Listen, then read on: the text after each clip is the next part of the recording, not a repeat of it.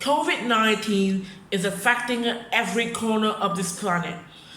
Consuming habits of people start changing day by day when the pandemic arrives, especially in Vietnam. Tons of gobsmacked were sold. Consequently, country and worldwide economics began to crumble as medical producer finally has the opportunities to sell their item. Meanwhile, the other fields such as tourism, cinemas, fashion, or sport begin to step down with less consumer. This is examples of consumerism. It's a phrase used to describe the connection between the producer and the consumer.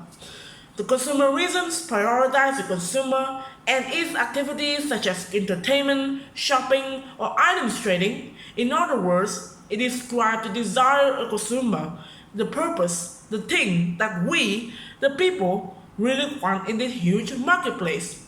For me, I really like traveling, like going to the beach or going overseas. And I also like experiencing multiple food like shrimp, lobster, or squid. It's really delicious.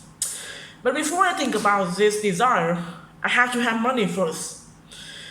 So when I don't have money, what do I want? Well, maybe a few books, which I have to ask my mother for money. But that's the way when I think about consumerism. It's an unlimited desire from the consumer. The desires grow when the income of that person is improved. According to Dr. Steve Coleman, an economist, consumerism is a culture or ideology of excessive consumption of material goods or service. Well, but what is excessive consumption? It's a term to point that the consumer buy in a large amount and it extends beyond what is needed. It looks like my previous examples, right? About the traveling, the delicious dishes, right? It's relatively no escape desire. It's unlimited. In my opinion, when consumers consume largely will lead to economic growth and increased production. But in contrary, the consumerism brings many disadvantages for both consumers and the producer.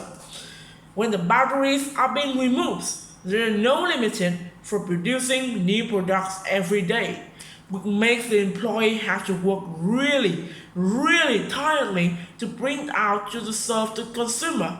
Not only the employees, the environment is also being affected. We have seen lots of factories burn out toxic dust to the air or discharge toxic pollutant to the rivers, canal, or even worse, the ocean, and it affects the people living water. Another disadvantage I can tell is it makes the producer have to work with lower quality products. Well, you know why? Because the producer has to work really fast to serve the consumer. But in this way, it will not make the consumer happy, right? From what I explained above, I believe that create what consumers need and spend what we really want is my ideology when produce and consume something. Because I really don't like to spend too much time produce something excessively, as in the result of overproduction. And who knows what the trend will be like 5 years or 10 years later, who knows? And I really don't want to spend money on something that's just one for a short period of time.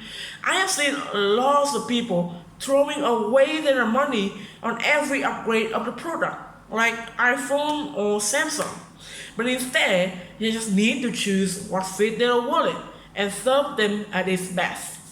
Well, all in all, I'm not a person who likes spending money, and I really don't like excessive consumption, which is the main part of consumerism ideologies. But thanks to consumerism, the state of the country, Vietnam, is now higher than ever, with more countries like UK, the US, or Australia starting to export many goods for Vietnam. And that's all I need. It's good qualities and delicious. Thank you for listening.